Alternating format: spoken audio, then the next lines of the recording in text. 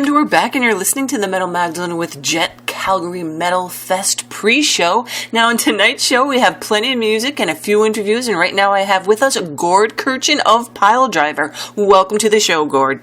Well, I just want to say a hearty hello to all my minions of the Western Metal Inquisition. I trust everybody's in fine metal form this night. Well, we got a ton of questions for you, Pile. So you guys were around in the 80s, made 2 albums, then disappeared, and then resurfaced as the Exalted PileDriver. Why did you guys disappear, and why did you come back with a new name? And tell us a little history behind PileDriver, when and why you started the band, and of course, what's going on with the band's outfits. Yes, indeed. That is a mouthful, sister. Yes, the PileDriver history is long and legend, and it has as mysterious beginnings as the mystery that it was when it came out. Back in 82, 83, I was in a bar band with a guy named Leslie Howe, who was the guitar player. Later went on to different bands. Then I was on tour out in the Maritimes with UN, another cover band. I got the call, would I be interested to sing on a record? And I said, how can this be? Well, Les was in talks with this record dude about a commercial album.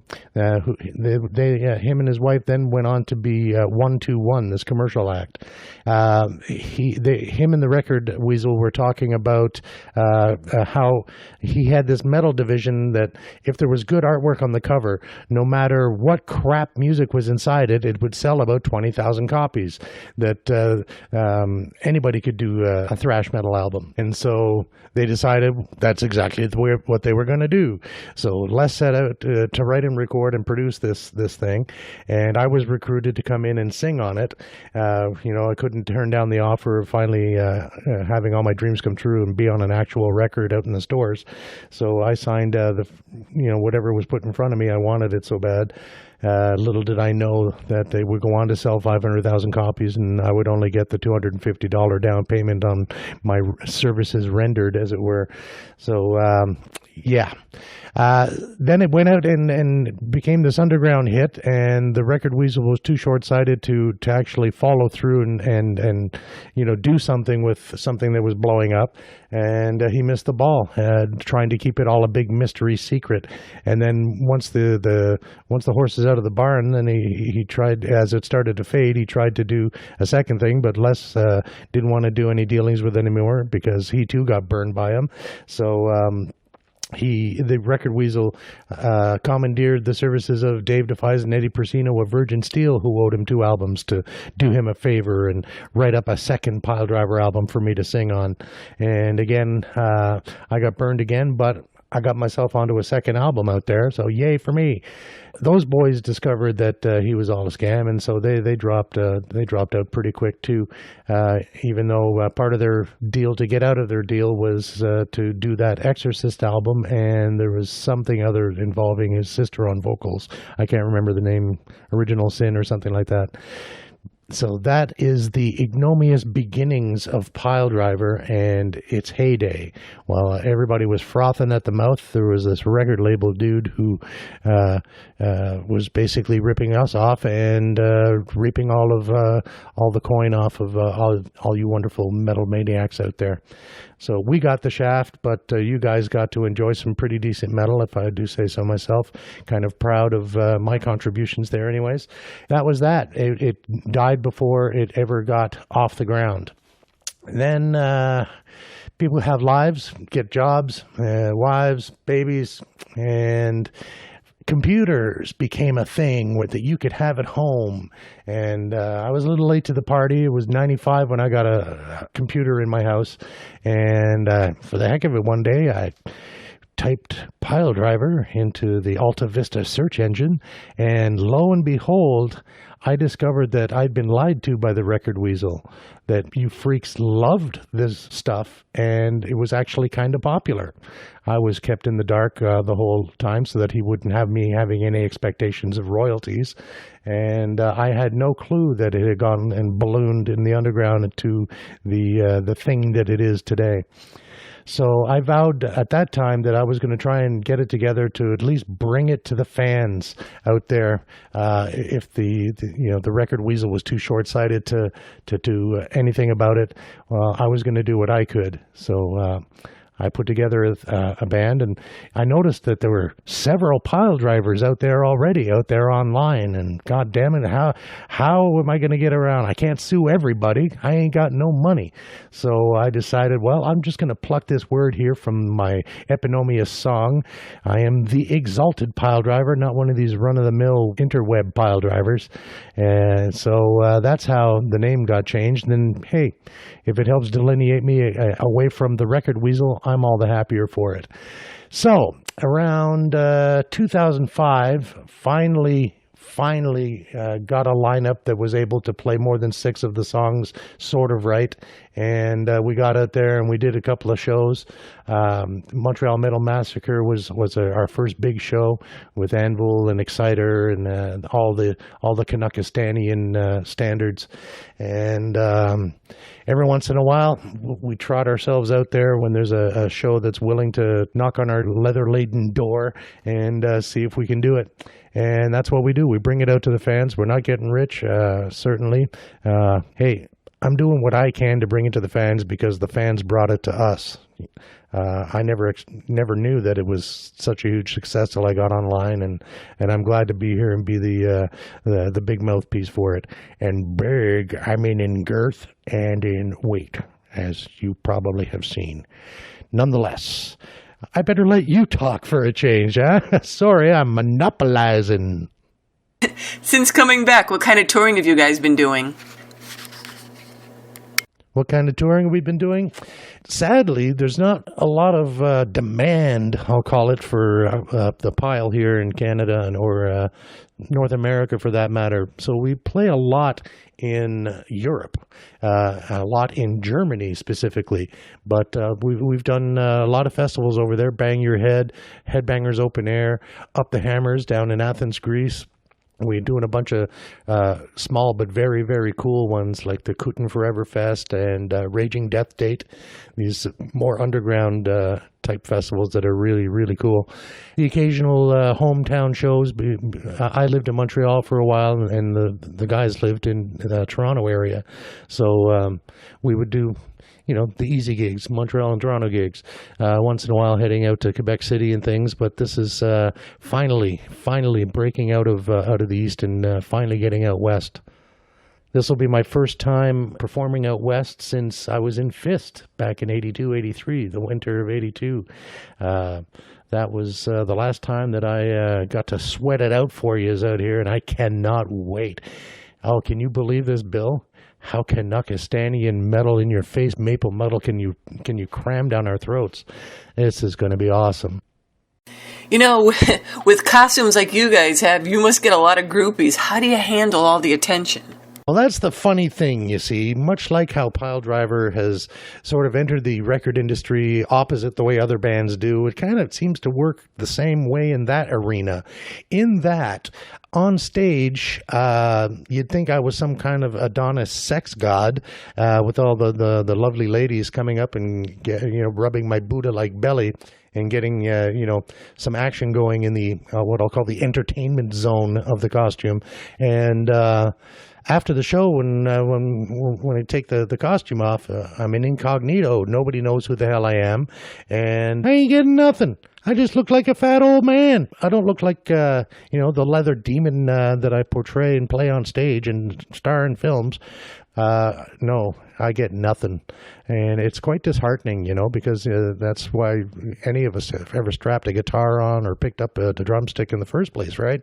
Just to get laid. And so that didn't work out for me. Neither did the Riches. So at least I got the fans, right? I still got the fans out there, right? But there is a good side of that. I noticed this at the fests in Europe, and specifically one time at Keep It True Festival. Dave Overkill of Destructor and I are in line to get some schnitzel, and he's being just mobbed by fans, and we can't even have a conversation because everybody wants autographs and stuff, and that's all good.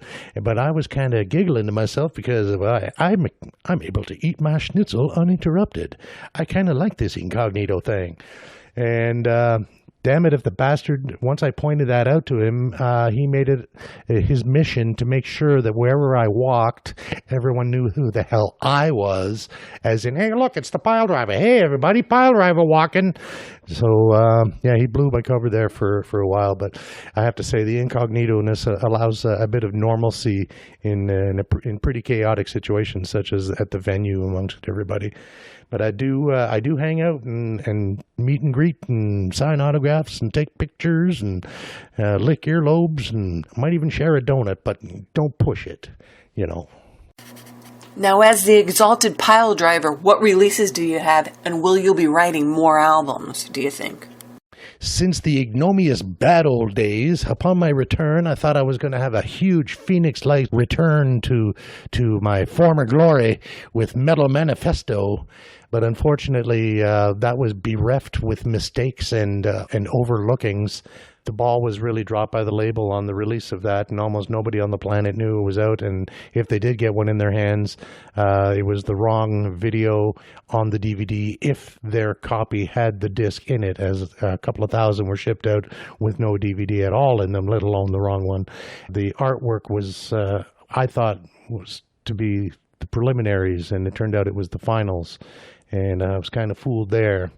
But that was saved in a way some years later. It is presently, I think there's still some left at Marquee Records out of Brazil. I think this will have a whack of them down there with a beautiful 16-page booklet. I think there's 6 bonus tracks on it, demos and live stuff. There's the cover is beautiful. I actually had some input this time, and it turned out exactly what I had in my mind's eye. And it's a really beautiful package. You can get it from Marquee out of Brazil, Metal Manifesto. A lot of people are saying that I succeeded in trying to find, trying to come up with that bridge right in smack in between Stay Ugly and Metal Inquisition. And finally, you guys get to really hear the literal voice of PileDriver, the man, not just some construct. Yeah, Metal Manifesto, Marquee Records. So obviously you're not going to be walking down the corner to get it, but some say it's worth it. I don't know. Check it out. We also released the anti-live album, Night of the Unpolished Turd, wherein we recorded on a horrible gig, playing to an empty room. Every mistake, every fart, every burp left in, no edits, no overdubs, as raw as it fucking gets. A real band at a real gig in a real shithole in fucking Northern Ontario, capturing the true essence of being a Canadian metal band. It's the anti-live album. No overdubs, no fixes, no anything. What actually happened that night. Yes, there might be another slab coming your way. It might be called Humans Suck. It might come out on a label, but the thinking is fuck labels anymore. No, I think I'm finally getting along with the digital age, and I'm thinking anything I release from this point on is going to be demo quality poo on YouTube.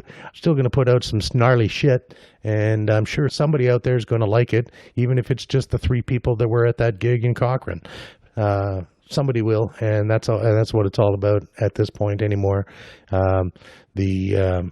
The millennials and the whatever the generation was before them have rendered the value of music to be nothing. So enjoy that reduction in quality all across the board. So be it. Humans suck. So that's that. Okay, so let's talk about the Calgary Metalfest. Are you guys excited to be playing? Are we excited to play Calgary Metalfest? Yeah. I mean, I think people in Tierra del Fuego are jealous of Calgary at this point for what we got going on. Yeah, it's going to be nothing short of fucking amazing. We get to open up the week and start things off blazing and party on right on through to Saturday night with the big boys. Holy crap. Buddies of mine too. My buds in Razor, my buds in Sacrifice, Jeff. Like, yeah, it's going to be a Cowtown cataclysm of maple metal. What's not to look forward to? Piley, if people want to find out more about the band, what's going on with you, what's the best place for them to go to? What sites? Where can people find out about the band? Why, on the interwebs, of course. Yeah, Facebook is where you're guaranteed to see something going on. Facebook.com, Exalted PileDriver. Lots of pictures of me, my belly. Lots of pictures of my half-dead horde. Reverend Tom on guitar. Hank Momscraper on drums. Steel McPherson on bass. And me, old Piley, all there in our gory. Yep, the one in the homely. Yep. So head on there, drop us a line, and I'll regurgitate and send it back at you. Okay, Piley, well, thanks for coming on the show to tell us a little bit about the band and what's going on, and have fun at the fest. This has been a blast. Loving it. Love this place. This is going to be so wicked. Hope to see you at the fest or something.